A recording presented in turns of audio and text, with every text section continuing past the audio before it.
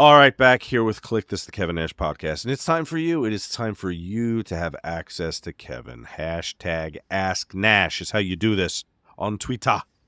Hashtag Ask Nash. Like that wrestling guy did. He says, any memories of Ag Hall in Allentown, Pennsylvania, or Stabler Arena in Bethlehem, Pennsylvania, my local childhood venues, thanks. Now, of course, Ag Hall, Agricultural Hall, was one of the two arenas there, buildings, called not an arena, where WWE used to do the 70s and very early 80s TV taping. We were at Stabler.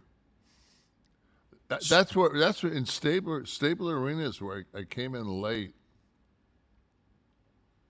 and I had a Make-A-Wish girl there, and they had like corrugated walls that like in the locker rooms where you could make a room smaller or bigger by moving a wall, but it wasn't it wasn't a solid wall, so the sound penetration was Target Center. There's a lot of buildings that have that. Mm. And so the girl was on the other side, and the guy from the WWE says, there's a person here for Make-A-Wish, but fucking, you've got this, and this. So you have promos or some shit. Yeah, so if you can fucking kind of like keep this to 20 minutes, I just stopped and I looked at him. I said, "What?" I said, so this is a person's Make-A-Wish. So their wish is to come see me. Is to come see and spend time with Kevin Nash. I said, and you have the fucking balls to tell me that we can wrap this. Like, this is beyond an honor. Mm-hmm. And it's like, I'll stay till the fucking show's over. I won't even do the goddamn show. And Good for you.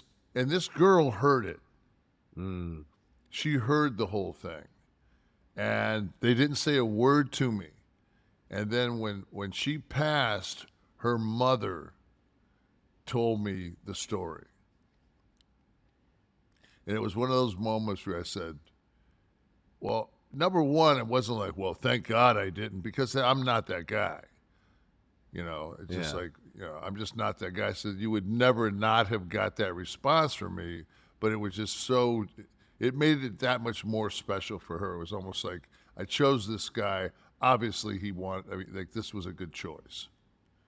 Like, I gotta ask wanted you, to see me. I remember I first became aware of this aspect of being not just a famous wrestler, like a famous athlete or star or whatever, when I read Hogan's book. And he went on to talk about, he said, people always talk about the road schedule, working the cards. He said, the stuff I had to do before matches, whether it's television station appearances, radio appearances, car shows, like all this stuff. And then he talked about Make-A-Wish. The Make-A-Wish. I never thought, and just the mental state. You have to sit with someone who you could see their days are numbered. What? And then go out there exactly and fucking be the man. And Cena fucking set the world record for fucking Make-A-Wishes. Yeah. And that motherfucker came out spot on and I'm talking, he would do 2 and 3 at a TV. Mm.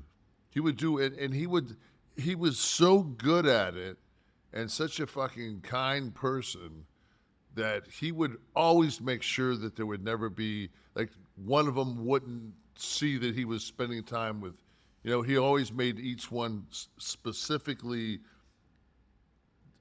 compartmentalized, special, They each got their own dedicated time with him. Absolutely. Yeah. It wasn't that, let's lump the three of them in together, and I just, those are the things, man, that like, that's when you're in that spot, I'm sure Roman's in that spot now, and when you're in that spot, and even if it's just a year, it's fucking, man, it takes its toll on you.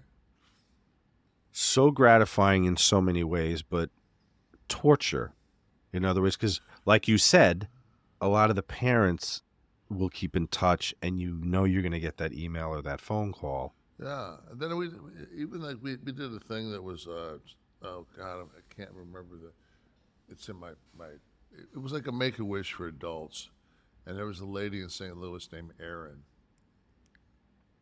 and she was, she was an older lady. I mean, it wasn't my age or anything, but she was probably like maybe mid 40s, or maybe late 30s, whatever. But she wanted, and she was really, really bad.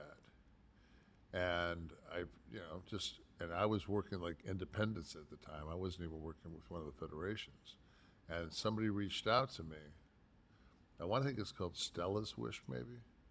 Somebody reached out to me and they said, would you come see this lady? So I was just, just on my own dime. Not that but it wasn't Mm-hmm. a question. It was just, where's the closest fly in St. Louis?